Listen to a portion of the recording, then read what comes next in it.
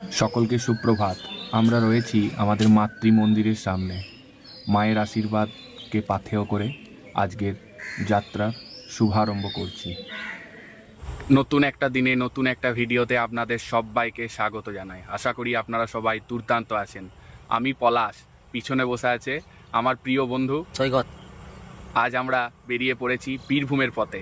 এই ভিডিওতে আপনাদেরকে দেখাবো বীরভূম জেলায় অবস্থিত 5টি সতীপীঠ, তার সাথে সিদ্ধপীঠ, তারাপীঠ এবং যদি সম্ভব হয় তাহলে ঝাড়খণ্ডে অবস্থিত মা মৌলিক্ষার মন্দির। তো চলুন ভিডিওটি শুরু করা যাক।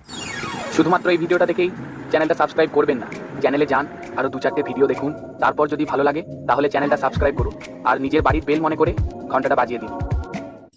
আমি মাত্র 2-5 কিলোমিটার চালালাম, এখন রয়েছি ধুলাইয়ের কাছে। এরপর থেকে গাড়ি সৈকত চালাবে।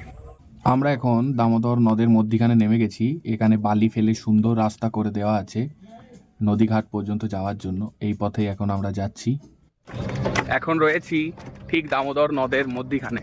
এই দামোদর নদ হচ্ছে বাঁকুড়া জেলা এবং পশ্চিম বর্ধমান বা আগে বর্ধমান জেলাকে ভাগ করেছে। এখন আমার বাড়ি বাঁকুড়ায়, আমি বাঁকুড়া থেকে চললাম পশ্চিম বর্ধমানের পানাগড়ের উদ্দেশ্যে। তো বাই রোড যদি আমি পুরো এটা যেতাম তাহলে প্রায় 65 কিলোমিটার হতো, কিন্তু এই শর্টকাটে এই বাঁশের ব্রিজের মাধ্যমে আমরা যে পেরোচ্ছি তার জন্য আমাদের খরচ পড়লো 40 টাকা এবং এই জার্নির মাধ্যমে আমরা প্রায় 40-45 কিলোমিটার সড়ক পথের ডিস্টেন্স আমরা কমিয়ে নিলাম। এখন এই যে ব্রিজে চলছি এখানে দুজন চেপে বাইকে করে যাওয়া যাবে না। সৈকত আগে ওই পারে চলে গেছে, আমি এখন হেঁটে হেঁটে যাচ্ছি। মোটামুটি 200 মিটারের মতন ডিস্টেন্স আছে। মাঝে মাঝে গাড়ি এলে একটু সাইডে দাঁড়াতে হয়, এখন পেরোচ্ছে একটু সাইডে দাঁড়িয়ে। আমাদের পরবর্তী গন্তব্য হবে বীরভূম জেলার কঙ্কালী মায়ের মন্দির। এসে পৌঁছালাম পশ্চিম বর্ধমান জেলার পানাগড়ের দার্জিলিং মোড়ে। এই মোড়টা আগে খুব জমজমাট ছিল, এখন বাইপাস হয়ে যাওয়া এখানে অনেক ভিড় কম। এখানের একটা লোকেশন হলো নাগ হোটেল, ভালো ল্যান্ডমার্ক পজিশন। এই হচ্ছে আমার বন্ধু সৈকত, এইদিকে হচ্ছে বর্ধমান, এইদিকে হচ্ছে দুর্গাপুর, আর আমরা এখন যাব এইদিকে যেদিকে হচ্ছে আমাদের গন্তব্য। ঘড়িটা এখন প্রায় 8টা। আমরা এসে পৌঁছালাম বীরভূম জেলা। আর কিছুক্ষণের মধ্যেই আমরা বোলপুর শান্তিনিকেতনে পৌঁছে যাবো। বীরভূমে এই নিয়ে আমার 4র্থবার বীরভূম এলাম।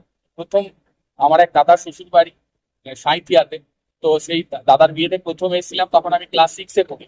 তারপরে 2019 সালে একবার রং খেলার উৎসবের সময় এসেছিলাম শান্তিনিকেতনে।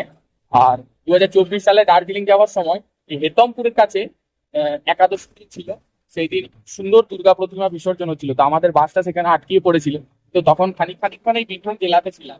এখন আমরা রয়েছি বিশ্বভারতী বিশ্ববিদ্যালয়ের ক্যাম্পাস। এই ক্যাম্পাসের মধ্যে দিয়ে রাস্তা যাচ্ছিল কঙ্কালীতলায়, যদিও বাইপাস হয়েও কঙ্কালীতলা যাওয়া যায়। আমরা এই ক্যাম্পাসের ভিতরে রাস্তা হয়ে গেলাম এবং শুধুমাত্র ছাতিমতলাটা দেখেই বেরিয়ে পড়লাম। এই হচ্ছে কোপাই নদী। কোপাই নদীর পাশেই হচ্ছে মা কঙ্কালীর মন্দির। এইখানে আমি আর আমার বন্ধু সৈকত এখন ফুরফুরে নদীর হাওয়া খাচ্ছি। ঘড়িতে এখন ঠিক 8:30। আমরা এসে পৌঁছালাম আমাদের গন্তব্যের প্রথম জায়গা বীরভূমের কঙ্কালীতলায়। এটি একটি সতীপীঠ, এখানে দেবীর কঙ্কাল পতিত হয়েছিল। এই হচ্ছে বীরভূমের কঙ্কালীতলা। মায়ের গর্ভগৃহে ফোন নিয়ে প্রবেশ নিষেধ, ছবি ভিডিও তোলা নিষেধ, তাই আমরাই শুধু আপনাদেরকে এই মন্দির চত্বরটায় ঘুরে দেখাচ্ছি। কথিত আছে এই কুণ্ডের জলে মায়ের কঙ্কাল এখনো আছে।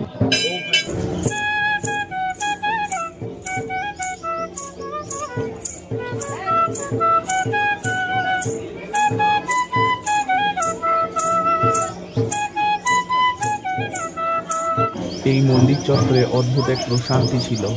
সামনেই হচ্ছে মায়ের ভোগ ঘর, ওইখানে ভোগ রান্না চলছে নিয়মিত। এখানে মায়ের ভোগ দান করা হয় এবং মন্দিরে 51টি সতীপীঠে বিস্তারিত তথ্য দেওয়া আছে। ওইখানে হচ্ছে মায়ের মূল গর্ভগৃহ, যেখানে ভিডিও ক্যামেরা নিষেধ, ওখানেই মায়ের অবস্থান। কঙ্কালী কালী মাতার মন্দিরের পাশে অবস্থিত যে শিব মন্দিরটি, এই শিব মন্দিরটির নাম কাঞ্চেশ্বর মহাদেবের মন্দির। প্রত্যেকটা সতীপীঠের পাশে যেমন বাবা শিব আছেন, এখানে বাবা শিবের নাম কাঞ্চেশ্বর। শিব মন্দিরের পাশেও রয়েছে একটি রথ।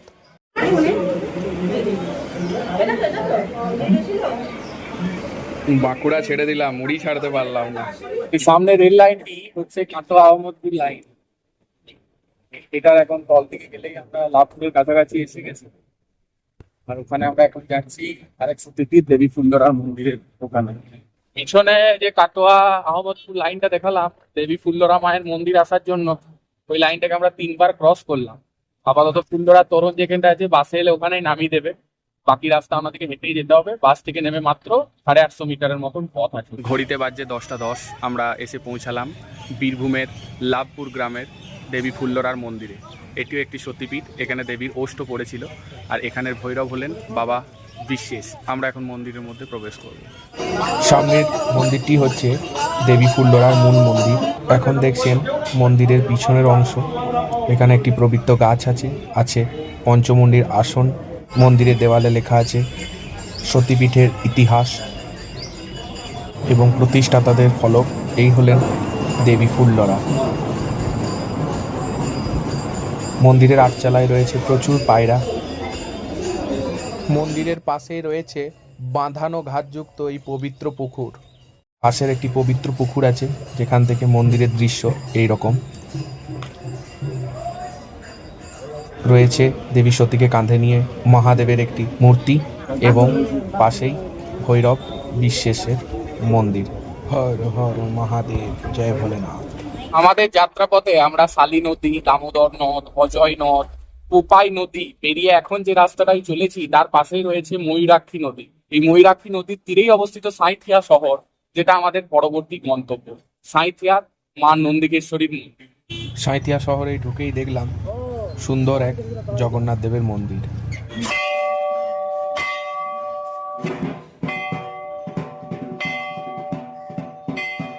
এখন আমরা রয়েছি সাঁইথিয়া স্টেশনের পাশে বীরভূম জেলায় অবস্থিত মা নন্দিকেশ্বর মায়ের মন্দিরে।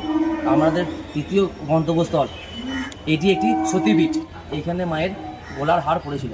এখানে বাবা ভৈরব হলো নন্দিকেশ্বর। এটি আমাদের দেখা বীরভূম জেলার তৃতীয় সতীপীঠ। মায়ের মন্দিরে রয়েছে নবরাত্রি নবদুর্গার দারুণ একটি চিত্র। কোলাহলযুক্ত জায়গাতে অবস্থিত হলেও মন্দির চত্বরে রয়েছে পাখির কুঞ্জন এবং শান্ত পরিবেশ। মায়ের মন্দিরের আটচালা নতুনভাবে নির্মিত হচ্ছে। রয়েছে বলিদানের জায়গা এবং যজ্ঞকুণ্ড। যজ্ঞকুণ্ডের পিছনে একটি পবিত্র বৃক্ষের তলেই মা নন্দিকেশ্বরীর অবস্থান। এই হচ্ছে ময়ূরাক্ষী নদীর অবস্থা। খা করছে, মাঝখানে পিচ ফেলে রাস্তাও করে দিয়েছে। ম্যাসাঞ্জোর ড্যাম থেকে এই নদীর জল আসে, এখন বোধহয় এতটুকুও জল ছাড়েনি। এরকম অবস্থা। বর্ষাকালে কীরকম পরিস্থিতি হয়, যারা বীরভূমের বাসিন্দা বা এই সাঁইথিয়ার বাসিন্দা আমাদেরকে একটু জানাবেন কমেন্ট করে। আপাতত অবস্থা এরকম। এই রাস্তা দিয়ে আমরা এখন চলে যাব তারাপীঠের পথে। সাঁইথিয়া শহর ছাড়তেই চোখে পড়ল হাওড়াগামী রাধিকাপুর কুলিক এক্সপ্রেস। এই ট্রেনে আমি 2-3 বার যাত্রা করেছি। এখন রয়েছি আমরা আটলা গ্রামে। এই গ্রামেই জন্মেছিলেন সাধক বামাখ্যাপা। তো এখন আমরা সরাসরি আটলা গ্রামকে ক্রস করে চলে যাচ্ছি তারাপীঠ। তো যখন আমরা ফিরবো, যখন মালুটি যাবো ফেরার দিনে, তখন এই আটলা গ্রামে। এই হচ্ছে দ্বারকা নদ, আর দ্বারকা নদের পাশেই অবস্থিত তারামা সরণী। এইদিকেই মায়ের মন্দির। এই হচ্ছে তারাপীঠে আমাদের থাকার জায়গা, সন্দীপ লজ। এইখানে মাত্র আমরা 250 টাকা দিয়ে একটা রুমে ছিলাম, কিন্তু এখানে কোনো পার্কিং ছিল না। ঘড়িতে এখন বাজে ঠিক দুপুর 2টো। আমরা তারাপীঠ পৌঁছেছিলাম দুপুর 1টার সময়। তারপরে একটা লজ নিয়ে সেখানে স্নান টান করে এখন চলেছি মায়ের মন্দিরের উদ্দেশ্যে। তারাপীঠ হচ্ছে দ্বারকা নদীর তীরে অবস্থিত। তারাপীঠ হলো মা তারার শহর। মা তারা হলেন এই শহরের অধিষ্ঠাত্রী দেবী, আর সাধক বামাখ্যাপা হলেন এখানকার বাকসিদ্ধ পুরুষ। আমরা এখন যাচ্ছি মা তারার কাছে।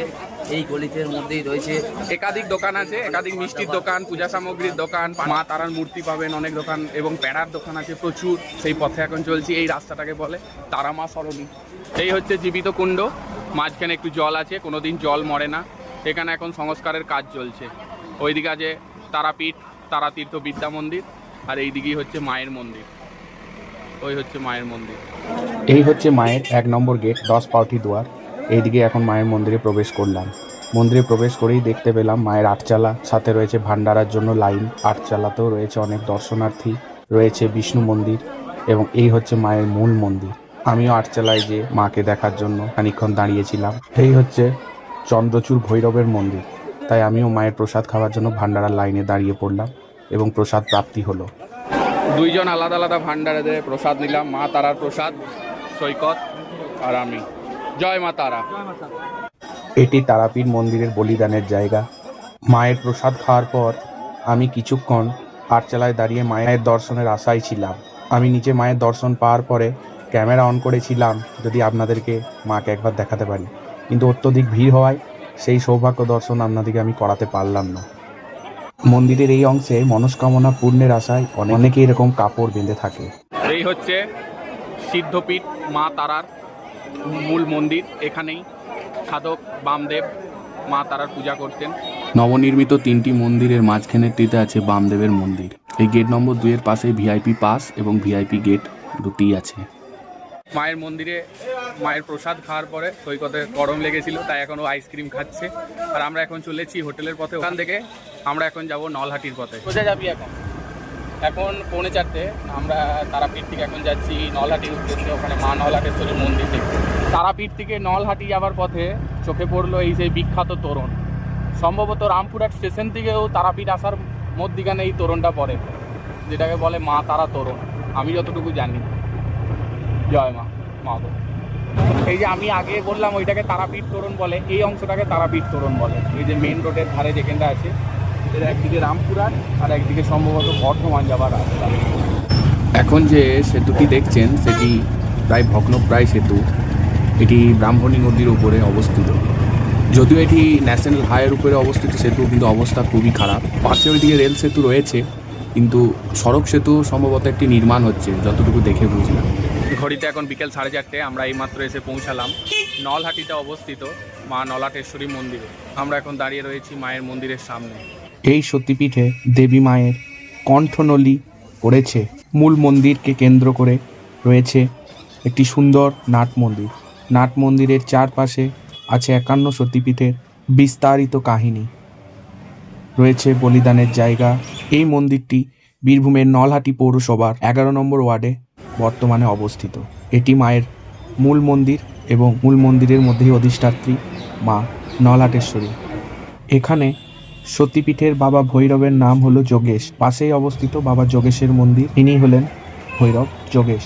6টার সময় নলহাটি থেকে আবার ফিরে চলে এলাম আমরা তারাপীঠে। আজকে মোট সৈকত আর আমি মিলে 200 কিলোমিটার চালিয়েছি বাইক। 24 ঘন্টার জন্য বাইক রাখতে খরচ 100 টাকা। হোটেলে পার্কিং না থাকায় আমরা এখন সাবিত্রী পার্কিং বলে হোটেলের সামনে একটা পার্কিংয়ে বাইকটা রেখে দিলাম। এরপর আমরা আবার রুমে চলে এলাম। এবারে যাব মায়ের মন্দিরে। সমগ্র সন্ধ্যা রাত পর্যন্ত আমরা থাকবো মায়ের মন্দিরে।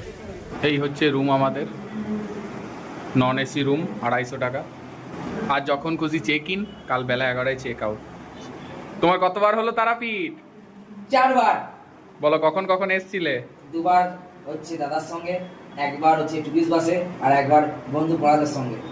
নলহাটি থেকে ফিরেই স্নান টান সেরে আমি আর বন্ধু সৈকত দুজনে মিলে বেরিয়ে পড়লাম তারা মায়ের মন্দিরে পুজো দেবার উদ্দেশ্যে। রাস্তার মাঝে বামদেবের এক মন্দির ছিল, সেখানে প্রণাম করে ডালি নিয়ে সোজা দাঁড়িয়ে পড়লাম লাইনে। অপেক্ষা করছি মায়ের কাছে যাওয়ার জন্য। লাইনে এখন বসে আছি। একটাই ভালো জিনিস, বেশিক্ষণ দাঁড়াতে হচ্ছে না, বসার জায়গা আছে পুরোটা। যদিও মোবাইল দিয়ে ছবি ভিডিও করা বারণ, তবুও লোভ সামলাতে না পেরে এই মায়ের মন্দিরে এই ছোট্ট একটু ভিডিও তুলেছিলাম। সন্ধেবেলায় লাইন দিয়েছিলাম 7:30টার সময়, এখন বাজে 9টা। এতক্ষণে মায়ের পুজো দিয়ে আমরা বেরোলাম। টিপটা ঠিক জায়গায় পড়াতে পারেনি বামুন ঠাকুররা। তো আপাতত যাচ্ছি বামদেবের কাছে, বামদেবের মন্দিরে। দুপুরবেলায় দেখানো বামদেবের মন্দিরের মধ্যে বামদেবের এই মূর্তি রয়েছে। আজকের দিনের ভ্রমণ আমাদের সমাপ্ত হলো। আমরা খাওয়া দাওয়া করেই এখন হোটেলের বাইরে একটু বসে আছি। সৈকতের চিকেন রুটি আর আমি খেলাম তড়কা রুটি। আপনাদের সবাইকে জানাই শুভরাত্রি। শুভরাত্রি, সুপ্রভাত। এখন রয়েছি তারাপীঠে। এখন তারামা সরণিতে ঢুকছি। ভেবেছিলাম ভোর 4টে উঠে 5টার সময় মন্দিরে যাবো, তো ঘুমিয়ে যাই। যা প্রায় ঘুম ভাঙতে ভাঙতে 6টা বেজে গেছে। এখন 6:30টার দিকে স্নান টান করে যাচ্ছি, দেখি মায়ের আরতি দেখতে পাওয়া যায়। আমরা গতকাল ঠিক ওইখানটার থেকে লাইন দিয়েছিলাম। আজকে এখন 6:40 আর লাইন ঠিক ওইখান অবধি পৌঁছে গেছে। জানি না দেখতে পাচ্ছেন কি না। 2-3 বার ঘুরে তারপরে মূল মন্দিরে ঢুকবে। আমি যখন মন্দিরে যাই তখন মায়ের মঙ্গল আরতি হয়ে গেছে। মায়ের মঙ্গল আরতি হয় ভোর 5:30টার সময়, তাই এবারে আর মায়ের আরতি দেখার সৌভাগ্য আমার হলো না। আবার যখন তারাপীঠ আসবো তখন নিশ্চয়ই মায়ের মঙ্গল আরতি বা সন্ধ্যা আরতি দেখার সৌভাগ্য হবে। চন্দ্রচূড় ভৈরবের পুজো দিয়ে এখন আমি চলেছি তারাপীঠ শ্মশানের পথে। এখন রয়েছি তারাপীঠ মহাশ্মশানের মধ্যিখানে। এই স্তূপটি পুরোটি চিতাভস্ম থেকে সৃষ্টি। এখন শ্মশানের যে অংশে এলাম সেখানে রয়েছে বামদেবের সমাধি মন্দির এবং মা তারার চরণ পাদুকা মন্দির। এই হচ্ছে শ্মশানের সেই অংশ যেখানে সুন্দর বসার জায়গা আছে।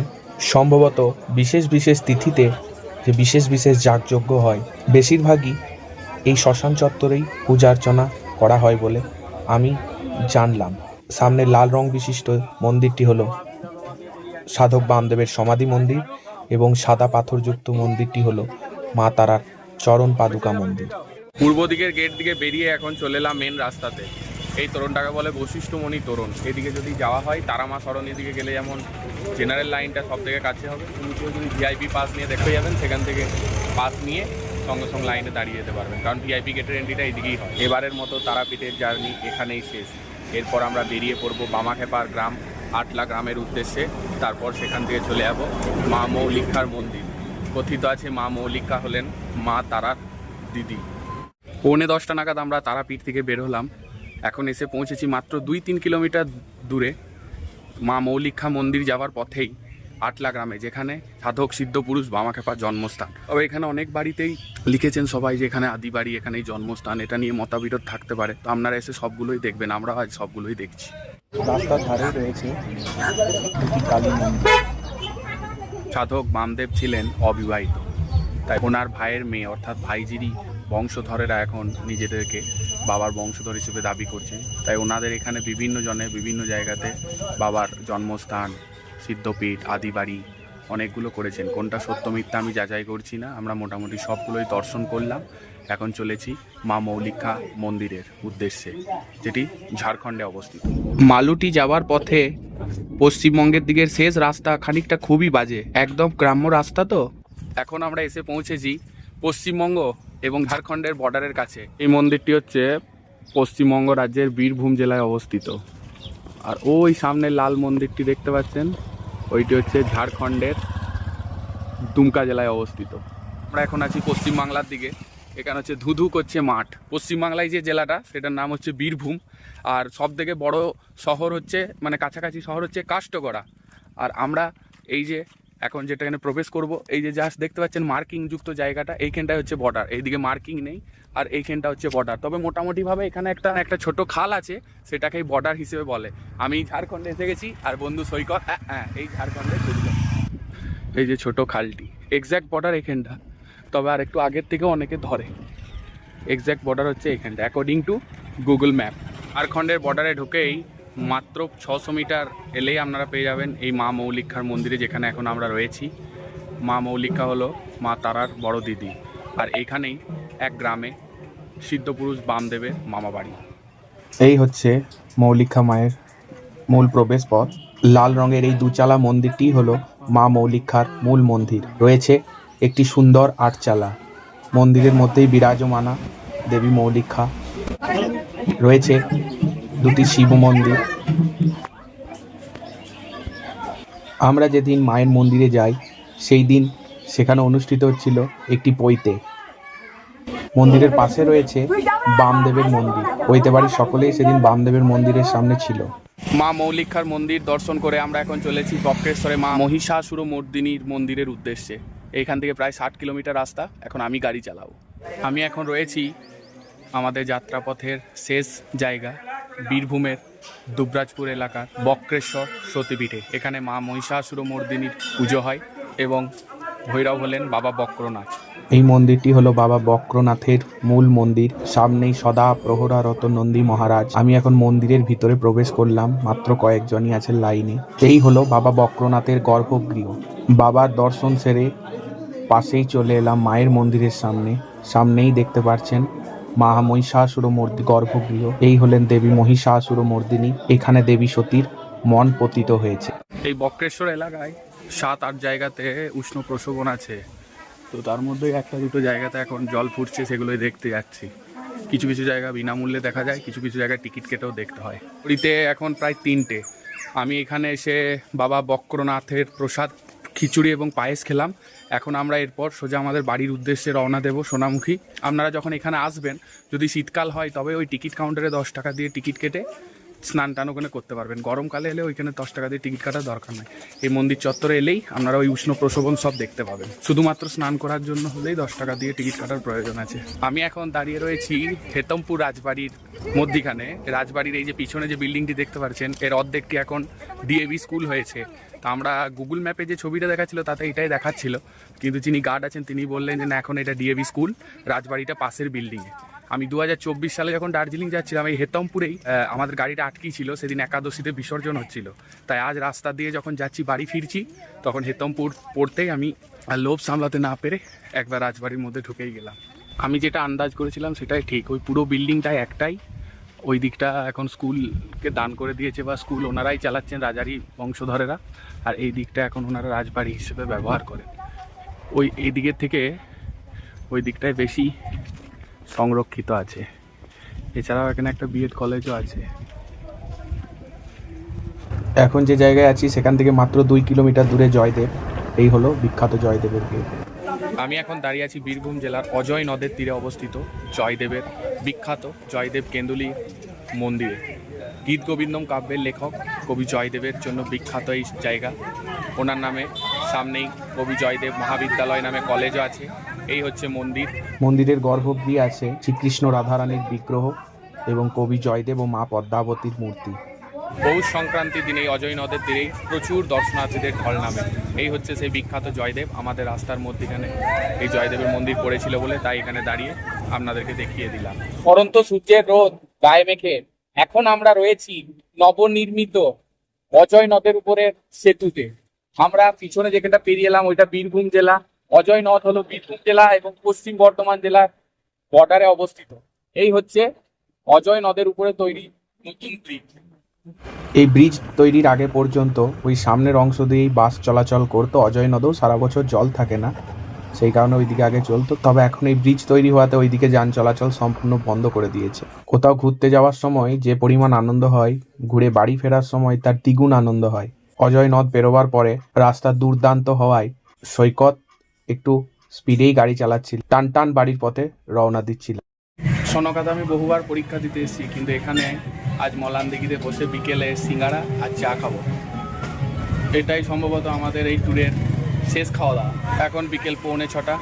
যখন কাল এখানে এসেছিলাম গাড়ি চলেছিল মাত্র 20 কিলোমিটার, আর এখন 350। আর এখান থেকে আমাদের বাড়ি মাত্র 20 কিলোমিটার দূরে।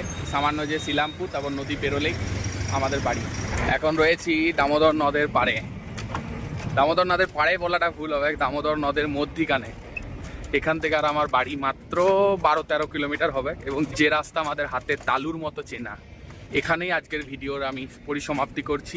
আমরা মোটামুটি যে যে জায়গাগুলো ঘুরবো ভেবেছিলাম, অর্থাৎ বীরভূমের 5টি সতীপীঠ, মা তারার সিদ্ধপীঠ, ঝাড়খণ্ডের মৌলিকা মায়ের মন্দির, আমরা সবকটি ঘুরতে পেরেছি।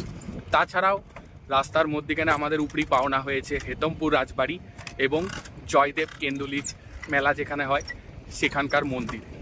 তাই যদি এই ভিডিওটি আপনাদের ভালো লাগে তাহলে লাইক করে দেবেন। চ্যানেলে গিয়ে আরও 2-4টে ভিডিও দেখতে পারেন। যদি সেগুলোও ভালো লাগে তাহলে চ্যানেলটা সাবস্ক্রাইব করে দেবেন। আমরা ফিরে আসবো নতুন আরেকটা ভিডিওতে।